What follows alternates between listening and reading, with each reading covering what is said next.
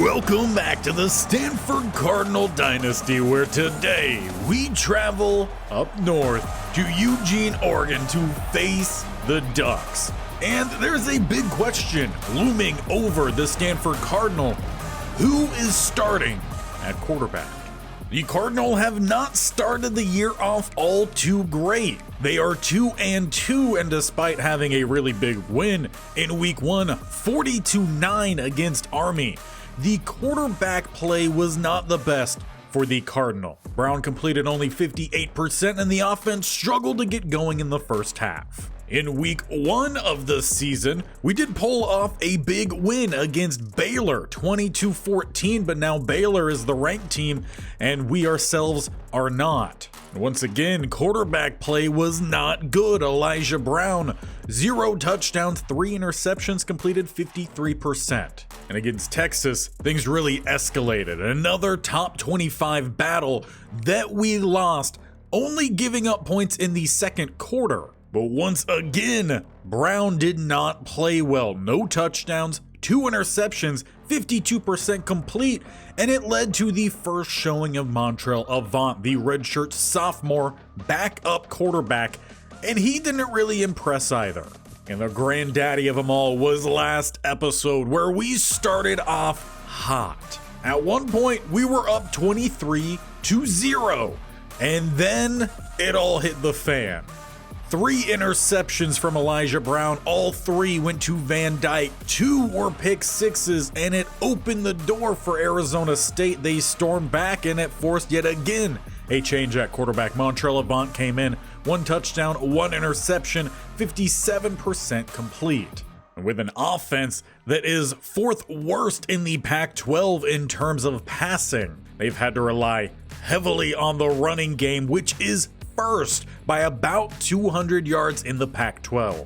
Now, in a press conference this week, Coach Barrington did state that there was quarterback competition, and it was not just with Elijah Brown and Montreal Avant, who have already seen playing time, but one new quarterback prospect. Now, as for Elijah Brown, he has the most experience of all of our quarterbacks. However, he is in his final season. There is room to improve with his ratings. He's shown the ability, despite the ratings not being there, to be a mobile quarterback, make things happen with his legs. However, what it seems to be his biggest struggle is when there's a lot happening around him. That's when he forces the play and it leads to turnover. When he has the clean pocket, he has the accuracies to make some really good throws. As for Montreal Avant, he was a 3-star recruit out of high school, and he has a balanced skill set. He is more agile than that of Elijah Brown, a little bit more ability to make things happen with his legs. However, his biggest downfall is pretty much he's as good as he's going to be at this point. And while the ratings are awful and he can make some big plays happen, he hasn't really impressed on the field, and he also didn't impress during practice this week. So the surprise addition to this quarterback battle is true freshman, the former 4-star recruit with elite development, and Nick Terrell. Now, he is the best of both worlds of Elijah Brown and Montreal Avant. There's a strong arm behind him with a little room to improve. The accuracies, while they are raw, there is a good base to them. And if he has to move around, he can definitely do so. He's the fastest quarterback of the trio. And when he hit practice this week, he showed that there is true promise behind his game. And he's got to show that now, especially now with the commitment of 5-star quarterback Siki Savoie. And with the game looming, Coach Barrington, in yet another press conference, announced that the team will start Elijah Brown, but do not be surprised if true freshman Nick Terrell hits that field. And with questions at least answered for now, we're ready to get this game underway. Etienne with the boot, as Oregon will return this one, headed down the middle, shaking off one, and then takes the shot from Adkins. Coach Barrington's defense will head on out. Tyler Balaj to lead the Oregon Duck offense. And while this Duck team has done a good job of putting up individual stats, they have struggled against top-tier teams this year, losing 2 games as well, and that pass off the mark. Similarly to ourselves, Oregon has played 2 top 25 teams. They've lost both of those games. As they go with misdirection here, handed off down the middle, and picking up 5 goes Colt Gore. So while our Cards have had plenty of questions to answer themselves, so has the Ducks offense as Nelson immediately gets back their sack fumble. Richardson falls on it, and the Cardinal offense can head out, set up inside their own 5-yard line. A huge mistake for Novosad, who got hit hard on that one, but he's got to be lucky Richardson didn't scoop and score. But Brown will have the opportunity to lead this team at least one more game. Parrish in at running back. It's a power look as he stretches it to the outside and will pick up a couple. In the press conferences talked about earlier in today's episode, Coach Barrington also talked about a change of focus for the offense. And we'll discuss that as this game moves along, but it's the power run, plus the turnover from the defense that gets this Cardinal team on top. Make it 7-0 here up in Eugene. And it's about as perfect of a start as you could ask for the Cardinal. However, they've been by far one of the worst teams playing with a lead this year. As it's Colt Gore here with another carry down the middle. He's picked up 5 on both of his carries tonight. A spread look here for Oregon as they go right back to Colt, who can't shake Richardson. Good tackle. And he'll bring up a 3rd and 1. They go back to Colt, and he's got the first down. Eventually, Sumlin will bring him down. A nice little power run. Picks up a good chunk. They're up to the 34. RPO, they go to the tight end, who will pick up 6. Smart play calling there by Oregon. Use that run to set up the pass as they go play action here. And again, Nelson gets a hit in on the quarterback. But the pass comes out clean, and it's a first down for the Ducks as they're up to about the 45. Sent back in that shotgun and going back to Colt. Slips 1, slips 2, and eventually dragged down by Coat. Go for a much smoother drive here for the Ducks. They go split backfield, 2nd and 4, though. Motion out number 2 to that right-hand side. Nelson with pressure, and he gets the quarterback. Novosad dropped for the 2nd time, and it's now 3rd and 9. Ducks come out empty. Press and man, and under pressure again. The edges combined to knock that one down. It's a 2nd stop from the defense. Well, this will finally give us a true time to see this offense hit the field, not starting inside their own 5-yard line. As they hand it off, Parrish stretches it to the outside, dips under the block from Haddad, and he's going to pick up a gain of 15. Now getting back to what we were talking about earlier with Coach Barrington and the change of play calling here for the offense. It was very apparent in that last week that there's been a split personality. As we saw with the stats, the running game has been truly dominant for this team.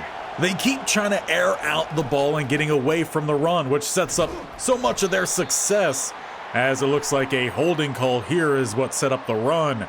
And it's another one on Dean Roth. That continues his streak of games with a holding call. It's now 2nd and 16 as it's play action. Trying to work to the outside and barely getting it out. He finds Buck, but it's through his hands. That's been another problem for this Cardinal receiving group, just drop passes. Having to pass here despite, again, Coach Barrington wanting to go a little bit more run. They do get the penalty for the early jump. Floated to Buck, shakes the tackle. He's got the first down this time. No need for that penalty. We can decline. Well, the word is definitely that the offense is trying to focus in and find their true identity. An offense without an identity, no matter how talented you are, they're going to struggle. And it's really been the case for this Cardinal offense this year. They lose 1 on the first down run. 2nd down, they set up the screen here to Dog, and he plows through the corner. He's got the first down and more. Rumbles for 16. Quite honestly, it might be the play of Montrell Dog that is the cause of getting this offense focused back in on that run game, as he's going to pick up another 6. Parrish, he started the year off really well. He's struggled with some lingering, nagging injuries. We're seeing a little bit of Thompson check in here due to those nagging injuries. As it's play action, and coming across, he's got Ed Keenan tiptoeing, picks up an extra 2 or 3. Brown starting 3 of 4 on the day, and Montrell Dog checking back in. Back inside the red zone. As he follows his blocks, in fact, he follows his blockers very closely. It's stuck on him. He picks up 3. And that'll bring us to the end of the first quarter. It's been, for the most part, Cardinal ball here today. Oregon drove to midfield, couldn't complete the drive. They also had the turnover on their first drive. And the Cardinal already up by 7. They're inside the red zone. 2nd and 7. As we get motion here, Blouse to the left-hand side. And not much blocking on the edge. They'll kindly say he's back to the line. Bringing up 3rd and 7. Trips go to the right-hand side, 1 to the left. Brown, under pressure, ball pops out. And it's going to get scooped up. Simons comes back there luckily to get the stop. Otherwise, that could have been a scoop and score. But it's the exact problem we've seen from Brown. A little bit under pressure and mistakes fly on in. Though, don't want to harp too much on Brown there. Simons completely whiffed on his block. Least he could do is get the tackle following the fumble. And falling over Richardson, able to get the ball out, turning up the sideline, gets a nice juke. Harris all the way into plus side, finally out at the 45. That's the play Oregon really needs to get this offense going. They switch up the look here. They send 2 to the left-hand side, 2 to the right. And go the delayed handoff, getting way too far upfield. Sony Fotu. Need him to sit on that a little bit more. If he does, there's not much to gain. 2nd and 6 as they go with a fake little pitch and a big hit. That was the strong safety in camp. They sent him on the blitz, playing from that slot here in that 4-2-5 defense of the Cardinal. 3rd and 6, another chance to get off the field and dumping it, not getting the completion, lack of awareness. Or at least that's what the call on the field was. Take one more look here. Hard to tell from that initial angle. They're going to give him 5 yards, so 5 yards closer here for Metters to try to get the Ducks on the board. Kicking this one from the 43, it's a 53-yarder. As they go with the fake, he throws too short. Just as the Cardinal have had issues with their offense, so have the Ducks. They tried the trick play to provide a little boost. Doesn't pan out. Turnover on downs. The Cardinal out here with Parrish as he finds a gain of 3. Good to see him out there, though, getting workloads a little bit more towards the middle of these games. As he takes a stretch to the outside and fights forward, he picks up that first. The Cardinal definitely focusing in here on the run. Only about 5 or so passes today for Brown as he coughs up the ball again, this time jumped on by his own offensive lineman. If that's going to keep happening, you start to wonder when we might see that true freshman. He's got 4 games to show what he can do before that red shirt gets fully pulled. But right now, the Cardinal have a 3rd and 3. It's the wing T. As they hand it off, Thomas, it is eaten up. What a play from Big 99. But Brown says no. Get back to the line, 4th and 3. They go wide, and they find the freshman in Harvin. He's got the first down, and they're going to go hurry up from there, trying to catch the Ducks on their back heels here. 4 to the left-hand side, Blouse to the right. And they've got options, but Brown's getting sacked. They brought 5. 4 hit home. Well, definitely some of the problem has been Brown and those turnovers. Offensive line has not held up all too well in pass pro this year, and under pressure again, he's just getting rid of it. Oregon just doing a fantastic job of getting to the quarterback before a receiver can find some open space. And nearly throwing what could have been a pick 6 on 3rd and 17. It will still end up being a punt. So outside of starting inside their own 5, the offense has not been able to find the end zone. They've moved the ball for portions of a drive. Gore back down the middle for a gain of 6. Seems like both these offenses finding success running the ball. Meanwhile, the passing has not worked out. Gore can't get by Camp. A strong stop from the strong safety brings up 3rd and 3. It's a spread look. They go back to Gore, but all over it is Nelson. He's played so much better than last year. And the fact that he was replaced by Sony Fotu and now is outshining him, that's just a great testament to who he is as a player. Parrish, no game. Oregon very much sticking to their guns as we hit the 2-minute warning here, still 7-0. Setting up the wide receiver screen again, goes Harvin. He's got the first down. But we're definitely not seeing as much down the field passing today for this Stanford Cardinal offense. Running here, Parrish, he breaks a tackle and will burst to the outside. A little bit of a late hit there. In fact, they almost drove him into the bench. Does pick up 3 and stops the clock. Looking to pass the ball here, or drifting to the outside's got Blouse, who drives back, gets the catch. That's going to be a Cardinal first down at about the 40-yard line. They'll go hurry up. Do still have 3 timeouts in their back pocket if they wish to use them. Go back to Parrish. Not going to slip by 30. Great open field tackle. That's Isaiah Chisholm, who actually leads the Ducks in tackles this year. 2nd and 10. They go RPO. Swing it out to Haddad, but a great stop. 12. Oregon flying around out here, making all their big plays. 3rd and 8. As they go play action, and it's a sack immediately. And with Oregon failing to call a timeout, that's where the Cardinal will just let this thing head on into half. No point in punting it back and giving them an extra opportunity. Cardinal have moved the ball a little bit more today, holding about double time of possession. But they only have 1 touchdown, and that was with the defense giving them the ball at the 5. Parrish took it down the middle and capitalized. Oregon has been able to move the ball to about midfield. It's past that point where they haven't been able to do quite so. And for Brown, there's been a few mistakes. He's 9 of 12 passing, 75% complete, but nothing flashy to show. But he'll have the opportunity to try to improve that play to start the second half. Up by 7, Cardinal with the ball. Parrish, limited gain yet again. Keeps looking like the initial hole is open. The Ducks just have a lot of speed and they're closing in quickly. 2nd and 9, and under pressure, couldn't even get the screen off. Cardinal definitely in a tough situation here where their offense as planned has not worked so far. Throwing this out to McCoy, RPO. He's going to pick up the first down, a little extra pop at the end. The traditional run's not going to work. You're going to have to find a way to make it work. Parrish, he takes a straight handoff for 2, and Dog will check in to follow. 2nd and 8. And right into 3 Oregon defenders. Cardinal pick up 2, and then they immediately lose the 2. It's back to a 3rd and 10. Hard count again. They're getting someone to jump.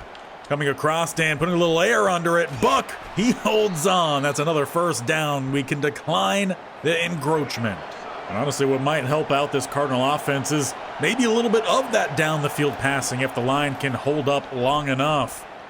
And under pressure, it doesn't seem like that's going to be the case here tonight. The run game doesn't work. We got to find that quick, short pass game. 2nd and 19. Going to need a lot of yak here today.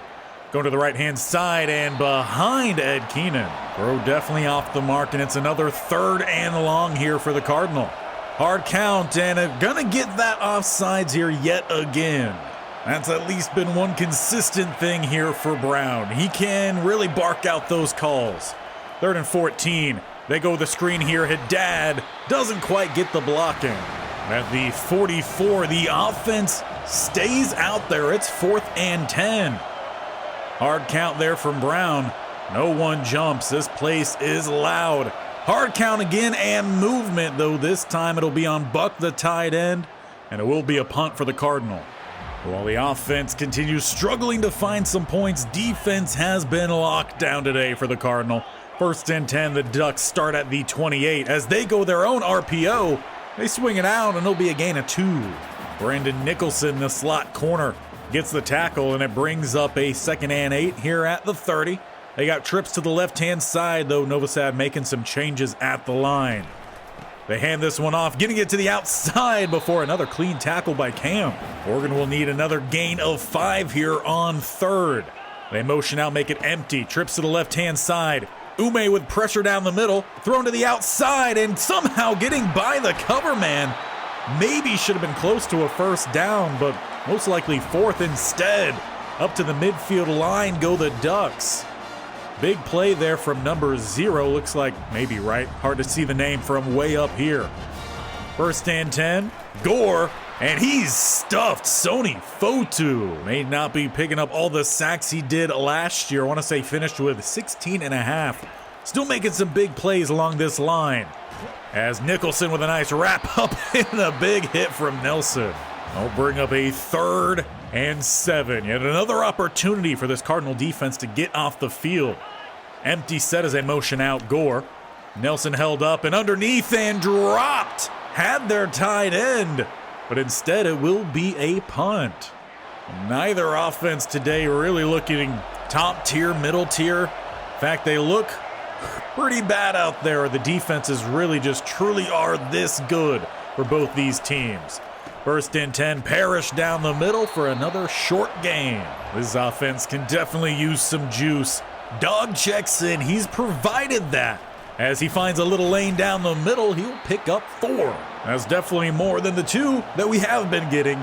Still need to find another 4 here on third. It's a tight shotgun look. As they go hit dad, it's broken up. And this time, it'll be a quick stop. A little back and forth game continues here. 7-0, your same scoreline since the first drive for both parties. And a juke out of the shoes of Nicholson. Tyler Balaj gets the Ducks to the midfield line. And now going with that fake pitch, big hit on Novosad. Balaj will still get the ball, but that was a big hit. And quite good that he's back up and out there the next play.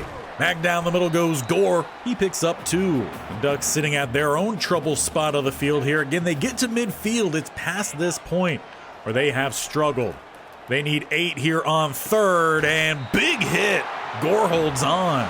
He's definitely been their best player today, most consistent. They're down to the 38. We get back on side, and they go back to Gore. The interior is moving our DTs. This is why I find it quite funny that they haven't just fed Gore here today. Flipping it to the outside, and good stop, Asher.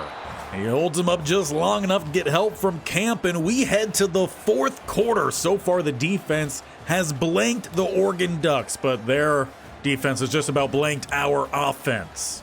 It's 7-0 as we get the final quarter underway. With a 3rd and short, they go Gore, and he's got the first down. This is the farthest down the field the Ducks have been today, and in large part, it's due to Gore. They go spread empty here, though, and nearly picked off Richardson. We've seen our quarterbacks make that throw fairly often. Receiver was open for a millisecond. 2nd and 10. And going to Gore and nearly finding another first down. He truly has been the man of the Oregon Ducks offense here, and they're going to feed him late. 3rd and 1, they go his way, and Fotu chases him down. But the Ducks make it goal to go. Down at the 9. 2 to the right-hand side, plus the tight end. They look to stretch it, and quick stop there, Nelson. Simon McGarrigle takes the carry for a short gain of 2, same as the number he wears on his chest and back. 2nd and goal. They go to Gore, trying to stretch it to the outside, and he's denied. Loss of 1. Cardinal need to hold here. Force that field goal attempt, though, honestly, with how little their offense has moved, they might go for it on 4th. Good holding up front, but Nelson gets back there, forces that throwaway. And it will be the field goal unit here. Metters, he's got a tough angle here. Got to hook it back to the left-hand side, and he nails it. Takes nearly 3.5 quarters, but the Ducks are on the board. And it's 7-3 now here in Eugene. Stanford offense on the field. Parrish, he got a lane to the outside and coast to the first down. Refs do mark it 2nd and millimeters here. Wing T for the Cardinal offense. They hand it off Thomas down the middle, and he'll rumble forward, picking up that first. About a gain of 5 there for the Cardinal as we approach the 5-minute mark. They sit at the 39, Dog the running back. As he tries to stretch it, he shows off a little speed. Try to finish with some power. Will end up being a gain of 5. Split backfield now for the Cardinal. They need another 5. As they go shovel pitch, it's out to Dog. That pitch sent him backwards, but he puts a big hit before he gets a pretty big hit. After all that work, just back to the line. A 3rd and 5 here for the Cardinal. They come with a spread empty look. And they go quarterback draw right down the middle, sliding. First down goes Elijah Brown. Not too often the QB draw is called. And with 3 minutes left, it's a fresh set here for the Cardinal. Dog down the middle as he'll pick up 2. Their biggest focus right now is draining that clock. Dog back down the middle, keeping those legs moving. He picks up 3. That takes us inside the 2-minute warning. A big down here, 3rd and 2. First down. It's definitely going to start having those timeouts being called as Parrish nowhere to go. Ball pops out. Oregon forces the turnover. Not only was it going to be 4th down outside of field goal range, they skip that entirely. They give their offense the ball near midfield. 3 timeouts, a minute 57 to try to find a lead. It was Parrish that checked in at running back for one of his few carries of the 4th quarter. Perhaps they should have kept Dog in. Looking to pass the ball deep downfield. They've got a man, and it's a touchdown for Ballage. Oregon gets their first touchdown of the game.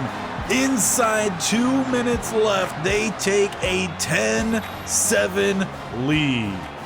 It was Hennessy who got beat deep. And now the offense for the Cardinal that's trying to rely on the run today, they're going to have to try to find a way to pass, and they find their first one here, Haddad. As he gets the first down, they're going to go hurry up. Already a little notch taken out of this Oregon crowd, a little bit quieter. And it looks like they're running the same play here, trying to get to the outside, and under pressure, he gets back to the line, but not much more. Getting right back to it. 2nd and 10. And they're on the same play again, and it's an interception, Elijah Brown. And this one's gonna be a pick 6. Not even a minute ago, the Cardinal were up by 4 points. They are now down by 10.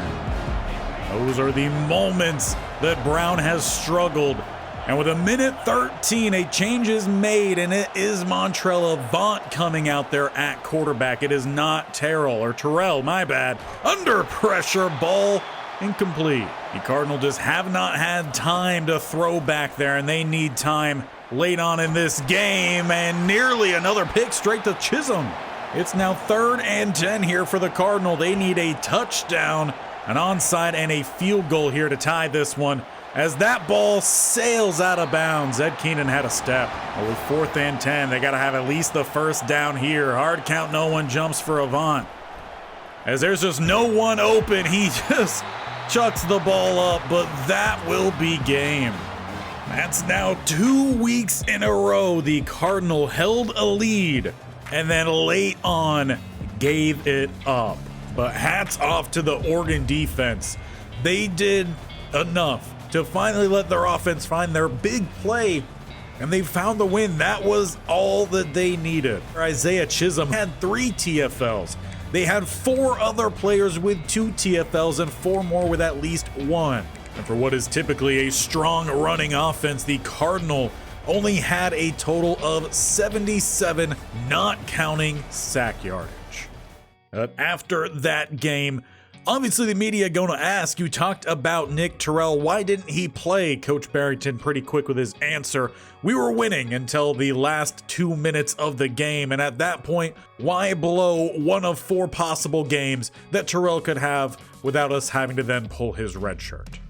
But good news is we do land a strong safety following that game in Noah Hare out of Henderson, Nevada, adding yet another 5-star, 2 total for the Cardinal this season. But with the offense clearly being the reason that we have lost 3 of these games, and that one of the games that we did win was pretty close, it seems like there needs to be an overhaul as to how that play calling happens. Right now, Elijah Brown is just not getting the job done, and I don't think it's entirely his fault. I do think there is a good bit of it that is for the offensive line. He doesn't have great throw under pressure, so when there is pressure, which is almost every single time, we're not going to see the 98 medium throw accuracy, the 89 shorter, the 96 deep. That's just not going to be there. He's not going to be able to step into the throw power is not going to be there, he's taking hits. These ratings are going to drop, so we've got to come up with a new solution. The plan today was obviously change the play calling, focus in on the run. And Oregon's defense just stuffed it. We were getting maybe 2 yards on these runs that typically Parrish and Dog are averaging at least 4 on. And it also doesn't really help that right now none of these receivers are really showing anything promising. Haddad is probably a glorified slot receiver. I think that's where he would fit best at. Unfortunately, he just has one of the best releases on the team, but he's not a down the field route runner. He's a short route runner, so we need some quick hitters his way, and we need to start calling those kind of plays, some quick slants or some quick zigs. Focus towards him, get him the ball, and let's utilize that 94 speed and acceleration in open space and let these guys rumble. Use that to stretch out the defense and reopen these running lanes for some really promising running backs. And with the offensive line struggling as it has in pass pro, that will only help us get that ball out quicker, because outside of one game, they've done very well in run blocking. So I think we need a little bit more RPO options. Might need to tweak some playbooks after this game to try to get this team back on track. Last episode, with that loss, we dropped out of the top 25, but we were receiving votes. We are no longer receiving votes. And we've got a bye and the UCLA game to get things fixed up before we meet currently 8th ranked USC. And this is a team I want to destroy after they knocked us out of the playoffs 2 separate times last year. One before we got to the conference championship, and then in the conference championship, we got shorted and had to go play Akron in the New Orleans Bowl. As it looks right now, we only have 2 more ranked games. So if there's any chance of us getting back into the top 25, we got to pull off those wins. And honestly, we're probably looking at needing to win out. Now, as for a quick recruiting update, we are still looking pretty good for most of these guys. Nathan Henderson, though, after that game, he started to favor a little bit more of Oregon. And unfortunately, he might be finding his way going to Oregon, as he is already favoring them. He has a week 7 visit, but we did have the wrong hard sell selected, so I switched that up. We added the 25 points on top of it, and I threw a visit his way even though it's later, just to try to pull us back on top. We still have the whole top 3 to go through, so we could try to drag this one out until we find our way back in front, but that one might be a losing battle. As for Gomez, though, we're still on top. That's a pretty big need, and receiver is a pretty big need. Obviously, we talked about the receiving group being very iffy. George Ball, a 5-star, we offered him a visit. He's going to come in week 11. Another close battle we have is for Miles Vaughn, Miami trying to make their way back. We have the earlier visit, though, to Miami. He is going to see Notre Dame beforehand, so they might jump up. We added a few more points his way to just try to sweeten that deal for ourselves. And for Quan Wooden, a little bit more Georgia coming in. They actually took a big jump. They offered that visit, so did we this week, so we're going to see that hopefully go back up, and we added 10 extra points. Now for Nate Whiteheart, we are into the top 3. NC State has a week 6 visit, so they might see a big jump. As for now, we are in front. Hopefully we will stay in front. He is my hopeful to be the Ume replacement. Well, that will be where we leave things off today. I think I need to go rework a playbook, and perhaps next time there's not even a split situation at quarterback, and we might just get to see Nick Terrell start that one, burn an entire game, see what he could do with an offense more fitted towards his skill set, as well as the rest of the offensive skill group. And hopefully we'll get ourselves back in the win column and back up to 500 before we meet USC. So hit that subscription button either down below or the bear icon, and definitely tap that bell icon so you're notified of when these videos go live. This series every single Monday, Wednesday, Friday, Madden 25, Tuesday, Thursday with the Jacksonville Jaguars. Both these teams trying to figure out their quarterback issues.